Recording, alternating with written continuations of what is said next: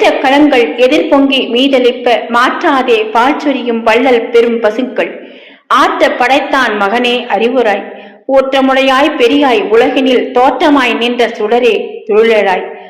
மாற்றார் உனக்கு வழி தொலைந்து உன் வாசற்கண் ஆற்றாது வந்து உன் அடி பணியுமா போலே போற்றியாம் வந்தோம் புகழ்ந்தேலோர் எம்பாவாய்.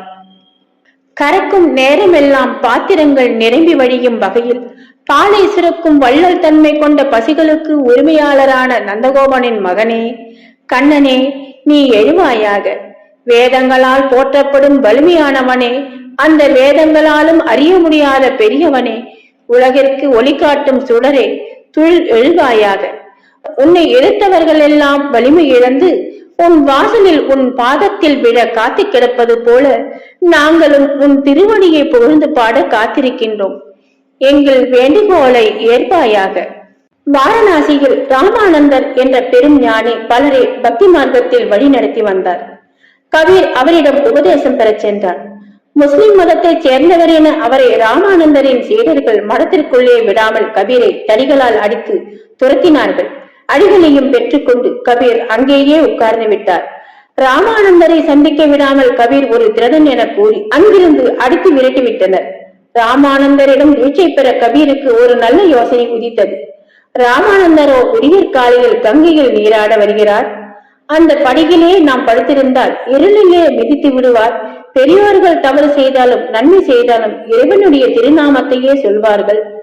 அதையே நாம் உபதேசமாகவும் திருவடி தீட்சையாகவும் கொள்வோம் என்று திட்டமிட்டு அந்த இரவே கங்கை படிக்கட்டிலேயே சென்று படுத்துக் கொண்டார்.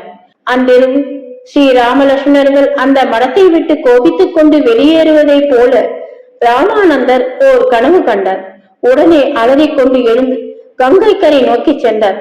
கபீரை இருட்டில் மிதித்துவிட்ட ராமானந்தர் வழக்கப்படி ராம் ராம் என உச்சரித்த வண்ணம் கங்கையில் இறங்கி நீராட சென்று விட்டார். அப்போது ராமானந்தர் ஜெபித்த ராமா ராமா என்ற திருநாமமே கபீருக்கு முதல் வேத பாடமானது. ராம மந்திரத்தை தனது குருவின் பாத தீட்சையாக ஏற்றுக்கொண்ட கபீர் வீட்டிற்கு திரும்பி நெற்றியில் திலகமிட்டு துளசி மாலை அணிந்து ராமநாமத்தை ஜபம் செய்ய ஆரம்பித்தார். சிறு வயதிலேயே பகவானை பற்றி உரையாடல்கள் நிகழ்த்தினார். இதனால் ஊரில் இருக்கும் தன் குல மக்களால் தண்டிக்கப்பட்டார். இருந்தும் தன் நிலையில் மாறவே இல்லை.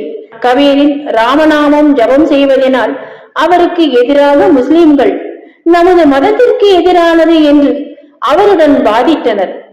அவர்களுடன் வாதிட்ட கபீர் அவர்கள் ஸ்ரீராமனும் ரஹீமும் ஒன்றே என்பதை இறைவன் ஒருவனே என்று வாதிட்டு ஒப்புக்கொள்ள வைத்து விட்டார். ஸ்ரீராம் ஜெயராம் ஸ்ரீராம் ஜெயராம் ஸ்ரீராம் ஜெயராம் ஸ்ரீராம் ஜெயராம் ஸ்ரீராம் ஜெயராம் ஸ்ரீராம் ஜெயராம்.